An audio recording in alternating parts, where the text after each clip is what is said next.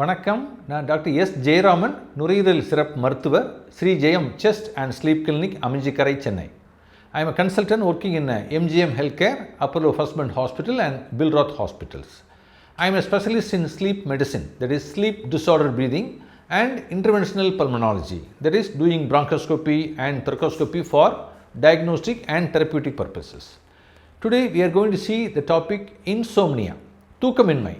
இன்சோம்னியாங்கிறது பரவலாக காணப்படக்கூடிய ஒரு தூக்க கோளாறுகளில் ஒன்று. இந்த இன்சோம்னியாவுக்கு அடுத்தபடியாக ஸ்லீப் ஆப்னியா, தூக்கத்தில் சுவாச அடைப்பு நோய் என்று சொல்லுவோம். அதுவும் மிக பரவலாக காணப்படுகின்ற ஒரு தூக்க கோளாறுகள். அதில் இன்சோம்னியா மிகவும் பரவலான, எல்லாருக்குமே ஏற்படக்கூடிய ஒரு சாதாரண ஒரு கோளாறுகள், தூக்க கோளாறுகள்.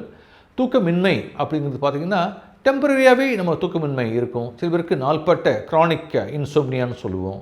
இந்த டெம்பரரி நமக்கு வேலையின் காரணமாக, இப்போ நம்ம ஏர்லி மார்னிங் 2 மணிக்கு ஃப்ளைட் பிடிக்கணும் அப்படின்னா நம்ம ஒரு 10 மணிக்கு தூங்கிட்டு சீக்கிரமாக இருந்துச்சிருவோம். இது ஒரு டைம் ஃபேக்டர்ஸ். சில பேர் தூங்க ஆரம்பிக்கும்போது பெட்டுக்கு போவாங்க, தூக்கமே வராது, ரொம்ப லேட்டாக தூங்குவாங்க. அது மாதிரி சில பேருக்கு பகல் நைட்டு சீக்கிரம் தூங்கிட்டு சீக்கிரம் எழுந்திரிச்சிருவாங்க, அதுக்கு மேலே அவங்க தூக்கம் வராது. இது எல்லாமே நிறைய வகையான பலதரப்பட்ட இன்சோம்னியா, தூக்கமின்மை அப்படிங்கிறது. இது ஆண்கள் பெண்கள் பரவலாக காணப்படுகின்றது. ஸ்டாட்டிஸ்டிக்ஸ் படி பார்க்கும்போது பெண்களுக்கு இந்த இன்சோம்னியா பிரச்சனை அதிகமாக இருக்கும். தூக்கமின்மை, சரியாக தூங்கலை, சாட்டிஸ்ஃபைடாக தூங்கலை, இரவு தூக்கம் எனக்கு சரியாக இல்லை, சரியாகவே தூக்கம் வரமாட்டேங்கி அப்படின்னு பெண்களுக்கு, ஆண்கள் கம்பேர் பண்ணும்போது பெண்களுக்கு அதிகமாக இருக்கும்.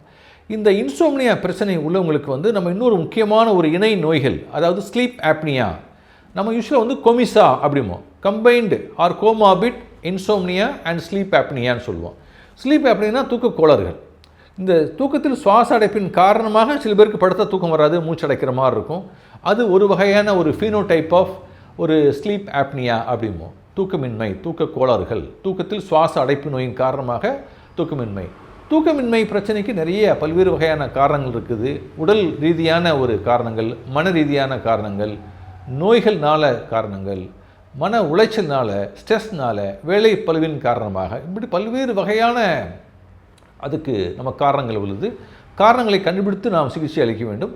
முக்கியமான சுவாச வியாதிகளுக்கான முக்கிய காரணம் பார்த்திங்கன்னா இந்த sleep apnoea, obstructive sleep apnoea மிகவும் முக்கியமானது. இப்போ ஒருத்தருக்கு தூக்கமின்மை இருக்குது, அதான் இன்சோம்னியா பிரச்சனை இருக்குது, சரியாக தூங்க மாட்டேங்கிறாங்க, தூக்கம் சரியாக வர மாட்டேங்குது. அவங்களுக்கு எந்த மாதிரி சிகிச்சை முறைகள்? நல்லா தூங்கினா தான் நம்ம உடம்பு நல்ல ஆரோக்கியமாக இருக்கும். ஸோ ஆன் ஆவரேஜ் அடல்ட் பார்த்திங்கன்னா ஒரு 8 மணி நேர தூக்கம் மிக அவசியம். 8 ஹவர்ஸ் ஸ்லீப், நல்லா நைட்டில் தூங்கினா தான் மற்ற 16 மணி நேரம் நம்ம நல்ல முறையில் செயல்பட முடியும். ஸோ அந்த 8 ஹவர்ஸ் ஸ்லீப் டே டைம் நமக்கு ரிஃப்ளெக்ட் ஆகும். இரவு தூக்கம் மிக மிக அவசியம், பகலில் அதெல்லாம் நல்ல முறையில் ரிஃப்ளெக்ட் ஆகும்.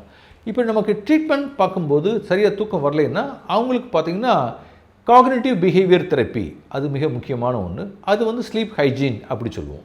அந்த ஸ்லீப் ஹைஜீனையே 80% நம்ம ஃபாலோ பண்ணாலே அந்த ஸ்லீப் ஹைஜீன், காக்னிட்டிவ் பிஹேவியர் தெரப்பிலேயே நல்ல முறையில் தூக்கம் வரும். எடுத்தோன்னு தூக்க மாத்திரைகள் போகணும் அவசியமே கிடையாது.